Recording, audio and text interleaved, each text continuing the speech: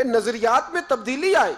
لیکن اگر لفظوں کا گورکھ دھندا کرنا ہے، اگر جملوں میں کہنا ہے وہ بے ایمان اور میں ایماندار، وہ غیر اور میں اپنا، یہ تو لفظوں کا گورکھ دھندا ہے.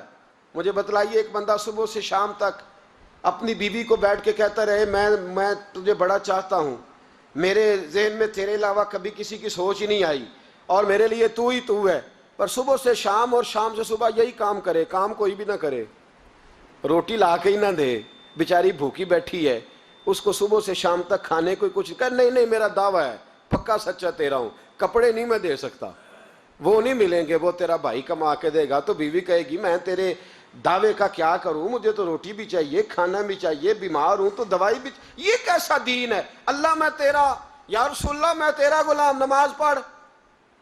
وہ ٹائم نہیں مل رہا، ذرا فارغ ہو کے پڑھتا ہوں. یا رسول اللہ تیرے ہیں، سچ بولا کرو، میرا کام نہیں چلتا. یا رسول اللہ تیرے ہیں. نبی پاک نے فرمایا پھر تم رزق حلال کھانا. حضور پھر بلڈنگ نہیں بنتی. یا رسول اللہ تیرے ہیں. فرمایا میرے کسی مسلمان کو حقیر نہ جاننا. تو یا رسول اللہ میں چودھری کیسے بنوں گا؟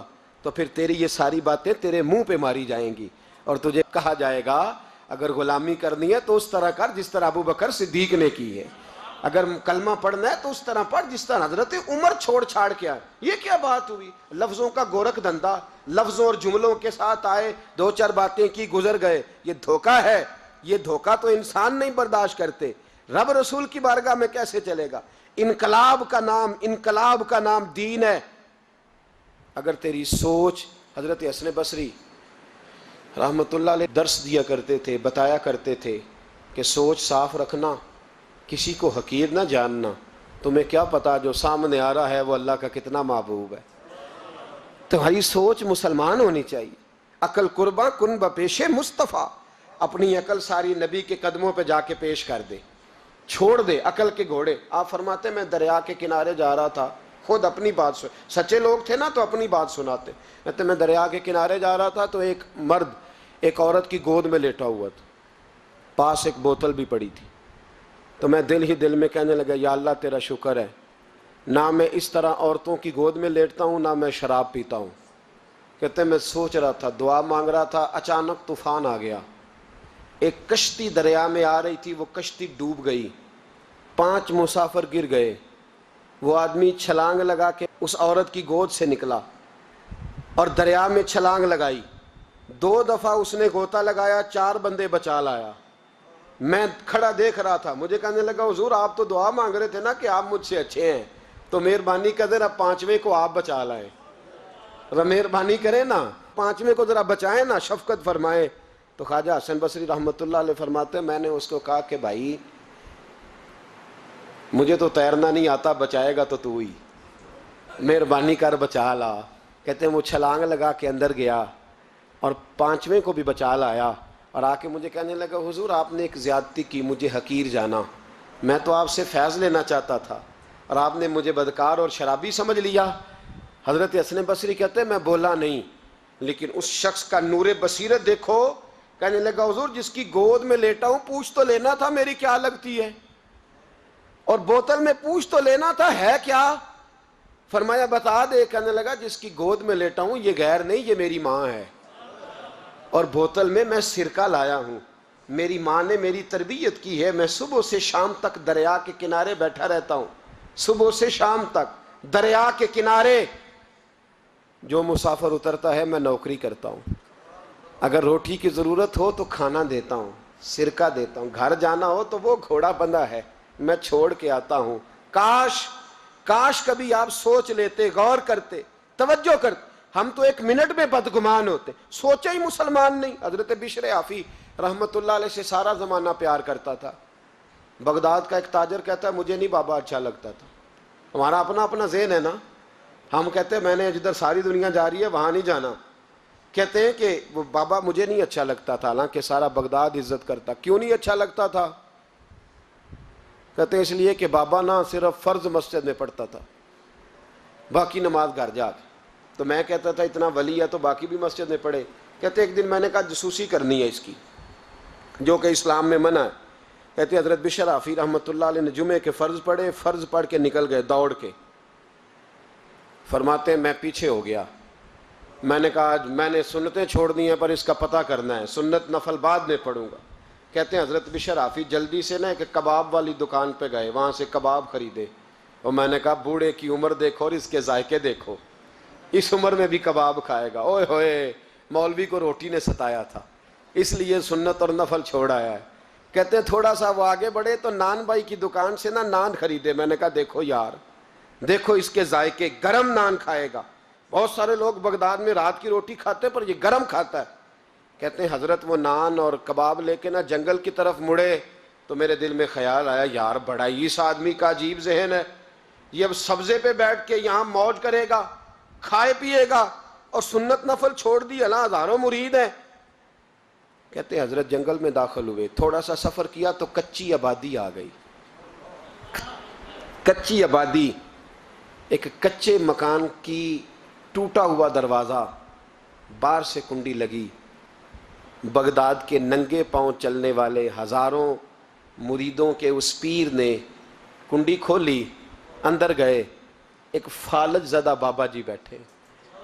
کہتے ہیں حضرت بشر حافظ نے اپنی پگڑی کھولی اور اس آدمی کے منہ سے پانی نکل رہا تھا، رال ٹپک رہی تھی۔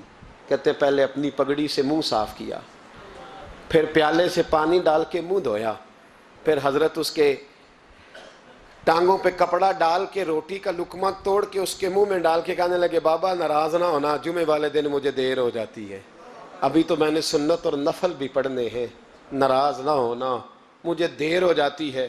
کہتے ہیں وہ بابا رو پڑا اور کہنے لگا بشر یار 14 سال ہو گئے تو روز آتا ہے، 14 سال، یہ 1 صدی کا قصہ ہے، 2-4 برس کی بات نہیں، 14 سال سے تو روز آتا ہے، میں پتہ نہیں کب تک لاش بنے پڑا رہوں گا، تو کب تک آئے گا؟ حضرت بشر حافظ نے بابے کے یہاں سے پوچھ کے کہا بابا فکر نہ کر، آج کے بعد یہ جملہ نہ کہنا کہ تو میرے لیے بوجھ ہے۔ فرمایا لوگ سمجھتے ہیں کہ میں نے عبادت کر کے مقام پایا ہے، لوگ سمجھتے ہیں میں نوافل زیادہ پڑھتا ہوں، دنیا جانتی ہے کہ میری رات کی تسبیح زیادہ مضبوط ہے، پر میں ان میں سے کوئی بات بھی نہیں، میں تو تیری نوکری کرتا ہوں تو اللہ نے میری عزتوں میں اضافہ فرما دیا ہے۔ سوچ ہی صاف نہیں، نظریہ ہی ٹھیک نہیں، فکر ہی ٹھیک نہیں۔ اسلام نظریے کا مذہب ہے، سوچ کا۔ مسند امام احمد بن حنبل کی حدیث سنی، حضرت انس بن مالک فرماتے ہیں جب انسان نے روزہ رکھا ہوتا ہے نا تو روح ویسے ہی پاک ہوتی ہے اس کی۔ میں نے یہ سوچا کہ کچھ باتیں ایسی کی جائیں جس سے تھوڑی سی سوچیں بھی تبدیل ہوں، کچھ سوچوں کا وضو، سوچوں کا غسل، افکار و نظریات کی بھی بات ہو۔ ہم سمجھتے ہیں کہ شاید کثرت عبادت اصل ہے۔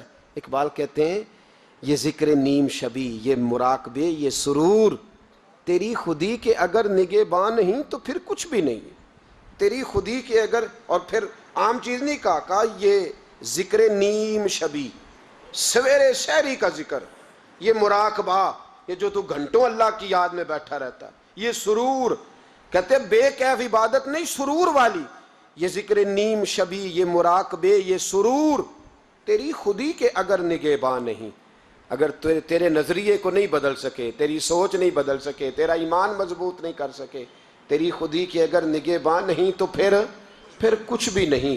اور خرد نے کہہ بھی دیا لا الہ الا اللہ تو کیا حاصل، دل و نگاہ، دل و نگاہ، دل و نگاہ اگر مسلمان نہیں تو پھر کچھ بھی نہیں، دل و نگاہ۔ اقبال کہتے ہیں ایک دل کا کلمہ پڑھ، دوسرا نظر کا کلمہ پڑھ، ان پہ پابندی لگا، دل و نگاہ اگر مسلمان نہیں تو پھر تو کچھ بھی نہیں، کچھ بھی نہیں۔ حضرت انس بن مالک کہتے ہیں میں حضور کے پاس بیٹھا تھا، حضرت عبداللہ ابن عمر بھی بیٹھے تھے، کوئی بات ہو رہی تھی، ایک حجرے میں بیٹھے تھے، دروازے پہ دستک ہوئی، مسند امام احمد میں حدیث ہے، نبی پاک علیہ السلام نے فرمایا انس دروازہ کھولو، دروازے پہ وہ بندہ ہے جس کو اللہ بغیر حساب کتاب جنت عطا فرمائے گا، وہ بندہ ہے دروازے پہ۔ حضرت انس بن مالک کہتے ہیں میں نے دروازہ کھولا تو بندہ دیکھا، غریب سا ایک انصاری صحابی، اور بندہ بڑا سادہ، وضو تازہ کر کے آیا ہے تو پانی کے قطرے داڑھی سے بہہ رہے ہیں، اور چمڑے کے جوتے اس نے لپیٹ کے نا تو بغل میں چھپائے ہوئے، آ کے عطایات کی حالت میں بیٹھا، حضور سے 2-4 باتیں کی، چلا گیا۔ ہم اس کا رنگ دیکھتے رہے اور مصطفیٰ کا کرم دیکھتے رہے۔ اس کو حضور نے جنتی کہا ہے، کہتے ہیں اگلے دن اسی ٹائم اسی وقت ہم حضور کے پاس بیٹھے تھے، پھر دروازے پہ دستک ہوئی. حضور نے فرمایا دروازہ کھولو، دروازے پہ وہ بندہ ہے جسے اللہ بغیر حساب کتاب جنت عطا فرمائے گا، بغیر حساب. کہتے ہیں دروازہ کھولا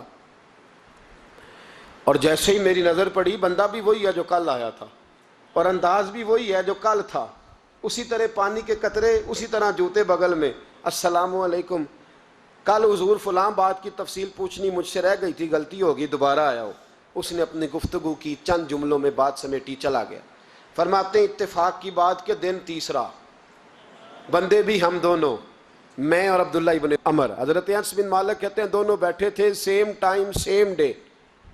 پھر دستک ہوئی، حضور نے فرمایا دروازہ کھولو، اور مسکرا کے فرمایا دروازے پہ وہ بندہ ہے جسے اللہ بغیر حساب کتاب جنت عطا فرمائے گا. کہتے ہیں کھل اٹھے ہمارے چہرے، باہر گئے. دستک ہوئی تھی، دروازہ کھولا. فرماتے ہیں مجھے یقین تھا وہی ہوگا جو 2 دن پہلے آیا تھا، اور میرے یقین کے مطابق ہی کام ہوا. وہی بندہ تھا جو کل بھی تھا، جو پرسوں بھی تھا. حالت اور کیفیت اور انداز بھی وہی تھا. پانی کے قطرے بہہ رہے ہیں اور اس شخص نے جوتے بغل میں دبائے ہوئے خدمت میں حاضر ہوا، بیٹھ گیا، بات چیت کی، چلا گیا. حضرت انس بن مالک کہتے ہیں تھوڑی دیر ہوئی تو حضور بھی تشریف لے گئے. حضرت عبداللہ ابن عمر مجھے کہنے لگے یار ویسے کتنے اس کے نصیب ہیں، کتنے نصیب ہیں. کوئی آیا لے کے چلا گیا، کوئی آیا لے کے چلا گیا، کوئی عمر بھر بھی نہ پا سکا. میرے مولا تجھ سے گلا نہیں، یہ تو اپنا اپنا نصیب ہے، یہ تو اپنا اپنا. اور نہ کسی کے حال پہ طنز کر، نہ کسی کے غم کا مذاق اڑا، وہ جسے چاہیں جیسے نواز دے. یہ مزاج لطف رسول ہے صلی اللہ تعالی علیہ وسلم. کہتے ہیں ہم لوگ گفتگو کرنے لگے. عبداللہ ابن عمر مجھ سے کہنے لگے یار ویسے پتہ کرنا چاہیے یہ کون سا عمل کرتا ہے، پتہ کرنا. جیسے ہم نہیں پتہ کرتے کہ یہ بندہ بڑا چمک گیا، پتہ کرو کون سا کاروبار کرتا ہے، ذرا اس کی جاسوسی تو کرو. اور بندے بھی بڑے سمجھدار ہیں، وہ سائیڈ بزنس نہیں بتاتے. وہ کہتے ہیں وہ جو میرا علیحدہ ہے وہ نہیں بتانا، کہیں یہ نہ شروع کر لے. حالانکہ انسان کے پاس جو خوبی، جو اللہ نے اسے دولت دینی ہوتی ہے، وہ اپنا اپنا نصیب ہوتا ہے. وہ گھر میں بیٹھے بھی اللہ عطا کر دیتا. وہ کہتے ہیں کہ پتہ کرو کیا عمل کرتا ہے. تو حضرت عبداللہ ابن عمر کہتے ہیں میں اس کے پیچھے ہو گیا، اس سے سلام لی. تو میں نے کہا مجھے 2-3 دن کے لیے مہمان بنا لو گے؟ مان نہ مان میں تیرا مہمان. 2-3 دن کے لیے مہمان بنا لو گے؟ تو کہتے ہیں مجھ سے کہنے لگا کوئی گھر میں جھگڑا ہو گیا ہے، کیونکہ پڑوس میں تو تمہارا، قریب ہی تو تمہارا گھر ہے، میرے مہمان بننے کو کچھ جھگڑا ہے؟ تو میں نے کہا چلو ایسے ہی سمجھ لو، پر مجھے مہمان بنا لو. کہتے ہیں میں 3 دن اور 3 راتیں اس شخص کے ساتھ رہا. وہ کتنا صدقہ کرتا ہے میں نوٹ کرتا رہا، نماز کتنی پڑھتا ہے، اس کا کیا. میں چاہتا تھا کہ وہ عمل مجھے ملے. اس کی برکت سے مصطفیٰ نے اسے 3 مرتبہ جنتی فرمایا ہے تاکہ وہ کیفیات مجھے بھی ملیں. حضرت عبداللہ ابن عمر کہتے ہیں کہ میں نے کوئی خاص چیز نہیں دیکھی. وہ عشاء پڑھتا تو فجر تک بستر پہ کروٹیں لیتا، اور میں الحمدللہ اٹھ کے تہجد بھی پڑھتا، نوافل بھی پڑھتا. کہتے ہیں وہ 1 سپارہ پڑھتا، میں 3 پڑھتا.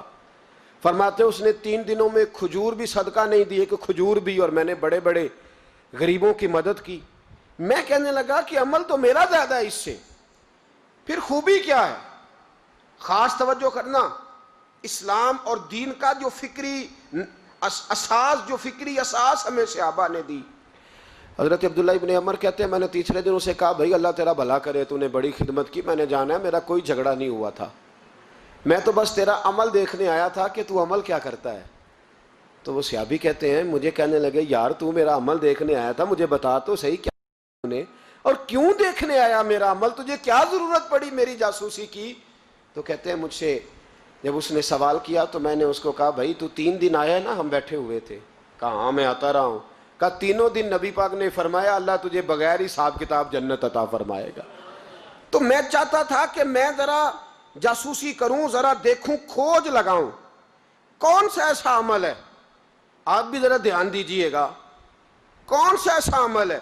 حالانکہ تو عشاء پڑھتا ہے اور اٹھ کے فجر پڑھتا ہے، میں تہجد بھی پڑھتا ہوں، تیرا سپارہ 1 ہے میرے 3 ہے. کون سا ایسا عمل ہے جس کے سبب تجھے جنت ملے گی؟ تو کہتے ہیں وہ صحابی کہنے لگے یار کوئی ایسا عمل نہیں، کوئی شے نہیں، میں اس قابل ہی نہیں. من نانم کے من دانم، جو میں ہوں مجھے پتا ہے. کہا پھر کوئی بات تو ہوگی, تیری مہربانی بتا دے, میں نے 3 دن 3 راتیں محنت کی ہیں, بتا دے. کہتے وہ کہنے لگے اگر تجھے بتاؤں نا تو پھر سن, میں جب رات کو سوتا ہوں تو اپنے دل پہ نظر ڈالتا ہوں, اور سویرے جب اٹھتا ہوں تو پھر اپنے دل پہ نظر ڈالتا ہوں, موبائل پہ نہیں, کنجی پہ نہیں کہ چابیاں کدھر ہیں, بٹوے پہ نہیں. میں رات کو سوتے ہوئے بھی اپنے دل پہ نظر ڈالتا ہوں, سویرے اٹھتے ہوئے بھی میں سب سے پہلے اپنے دل پہ نظر ڈالتا ہوں. فرماتے ہیں الحمدللہ میرے دل میں کسی کا حسد نہیں ہے, کسی کے بارے میں کوئی کینہ نہیں ہے, کوئی کسی کے بارے میں میل نہیں. میں اللہ کے ہر بندے کے بارے میں سوچ, نظریہ, فکر اچھی رکھتا ہوں. اور فرمایا میں تیرے بارے میں بھی عبداللہ یہی سوچتا ہوں کہ تو مجھ سے زیادہ نیک ہے. الحمدللہ اس وقت بھی میرا ذہن یہ ہے کہ انس بن مالک مجھ سے زیادہ پرہیزگار ہے. اس وقت بھی میری سوچ یہ ہے کہ محبوب کے سب صحابہ میں سب سے کمزور میں ہی ہوں. نبد عبداللہ ابن عمر کہتے ہیں میں نے اس کا ہاتھ چوما, میں نے کہا سمجھ آ گئی ہے, تیرا نظریہ, تیری سوچ پکی اور سچی مسلمان ہے, تو دل اور روح کا مسلمان ہے, تو نظر اور روح کا مسلمان ہے. یہ سبب ہے کہ اللہ کے رسول نے زمین پر چلتے ہوئے بھی تجھے 3 دفعہ جنت کی بشارت عطا فرما دی.